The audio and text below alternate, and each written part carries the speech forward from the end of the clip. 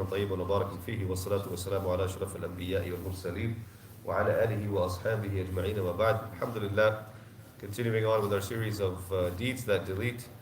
The next one, Allah subhanahu wa ta'ala in Surah Al-Baqarah, He mentions about people who, when they give in sadaqah, they do something for somebody else, but then they follow it up with reminders in order to try and harm or pressure or do something like that to the person, to try and take advantage of the fact that they gave him sadaqah. So the passage starts, Allah Azza wa Jalla, He says, الَّذِينَ يُنْفِقُونَ أَمْوَالَهُمْ فِي سَبِيلِ اللَّهِ ثُمَّ لَا يُتْبِعُونَ مَا أَنْفَقُوا مَنًّا وَلَا أَذًى لَهُمْ أَجْرُهُمْ عِنْدَ رَبِّهِمْ وَلَا خَوْفٌ عَلَيْهِمْ وَلَا هُمْ يَحْزَنُونَ. That those who spend their wealth in the cause of Allah and do not follow their charity with reminders of their generosity or hurtful words, they will get their reward from their Lord, and there will be no fear for them, nor will they grieve. So he's praising those people who would give in sadaqah and not follow up that sadaqah with some type of harm.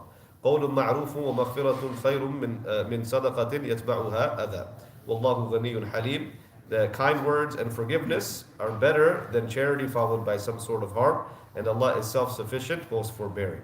And then he mentions, يا أيها الذين آمنوا لا تبطلوا صدقاتكم بالمن والأذى كالذي ينفق ماله رئاء الناس ولا يؤمن بالله واليوم الآخر فمثله كمثل صفوان عليه تراب فأصابه وابل فتركه صلدا لا يقدرون على شيء مما كسبوا والله لا يهدي القوم الكافرين.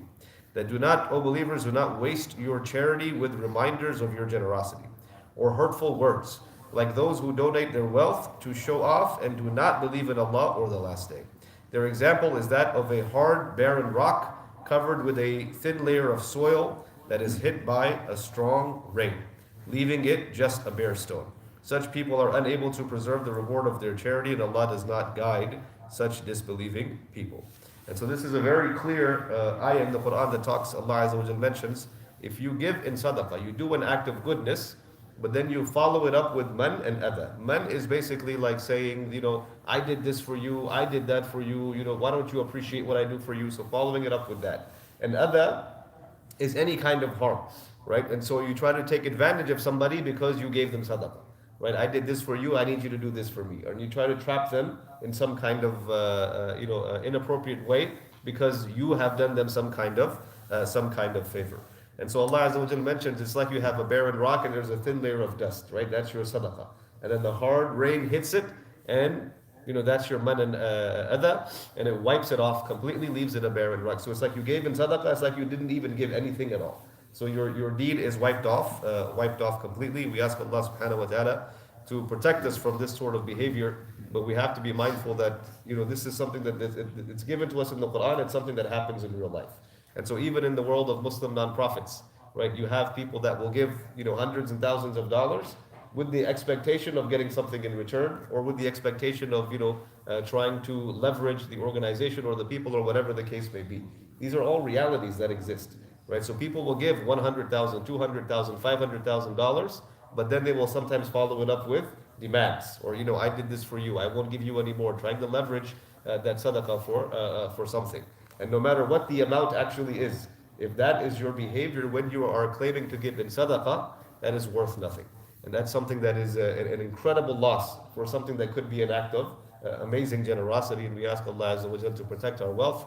We ask Allah subhanahu wa ta'ala to forgive us if we ever intentionally or unintentionally behaved in this way with somebody that we gave sadaqah to, or something that we gave sadaqah to.